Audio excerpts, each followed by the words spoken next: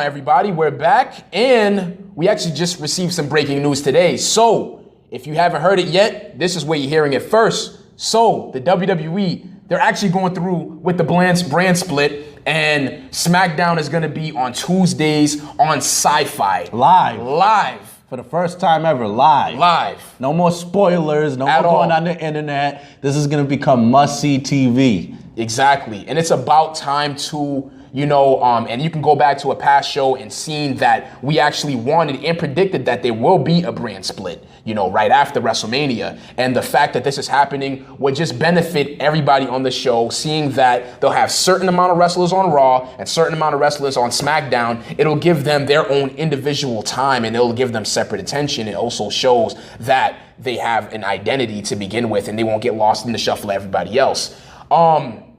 David, I'm just gonna have to ask you. So, if you were gonna put a title on which show, which titles would you put on which show? I would keep it one world title. First of all, I would have the world champion is able to flip flop on Raw and SmackDown because ultimately he has the greatest prize in the industry, which is true. I would have the United States title on Raw, seeing as let's be honest, at the end of the day, even if the WWE champion is on Raw and SmackDown, even though they're able to cross over on both brands, at the end of the day, Raw is that flagship show, and we will see a lot more promo time and storytelling from the champion on Raw. So I feel like Raw doesn't need the Intercontinental Champion. The Intercontinental title is the homegrown WWE belt. They care about that more. It's their creation. So I say put that on SmackDown and showcase the mid-card talent. Because there's so much mid-card talent. This is true. So I feel like SmackDown, it doesn't have to be all mid-card, but really show that the Intercontinental title is basically the unspoken new main eventer. Back in the day when guys like The Rock and Hunter Hearst Helmsley and Shawn Michaels, when they were winning the Intercontinental title, it was basically that stepping stone. It was basically the unspoken rule that this guy got that title. Once they drop it, they're going to go up a level. So I think they should really emphasize that on the SmackDown roster and keep the Intercontinental title exclusively to SmackDown. As far as the women's title and the tag team title, I say go the route with the world title. Make whoever's holding the world title, the women's title, and the tag team titles, let them be able to cross over on either brand. What do you think, Mike? That's actually a good idea.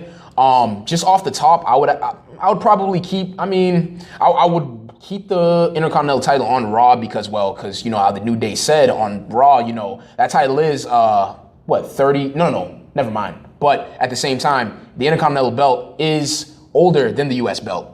All in all. That's and facts. Also, Mr. Perfect held it, and The Rock, like you said, and Hunter Hearst Helmsley, I think it would be fitting to just keep that belt on Raw. But a great just perspective that just came from what you said about having the world title and the women's title and the tag team title go on both shows is it'll feel like there's territories again. How a champion defends on Raw, go on SmackDown, possibly defend it there too, and goes back and forth, Yeah. It just gives a whole new direction of the show. But also to make the show a little different, I would definitely like to see a new set design too, just to give it a different feel. But how I would just go about doing that is for SmackDown, definitely have them in a smaller arena. They don't have to go to football stadiums or NBA arenas or nothing like that. No. Maybe either a bingo hall or even an auditorium or a high school gym somewhere, but just polish it up because WWE does have the money to do that. This is to show that people are getting smacked around in the arena, no pun intended, which is the play words of SmackDown. Make it that gritty show again. That's how I would go about that. But if I was going to appoint anybody to any show just to run it, I would definitely have Stephanie on SmackDown, Shane on Raw. They have their own shows. And of course, again, you have separate pay-per-views for separate shows again, and then they only meet up on Survivor Series and SummerSlam and Royal Rumble and WrestleMania, just to give it that old essence and that old flavor again, and again, the competition has to be there as well. Speaking of SmackDown, the man who invented the word SmackDown, biggest Hollywood action star in the Rock. industry, Yes. The Rock. You said a good thing here. There needs to be a different feel, a different flavor.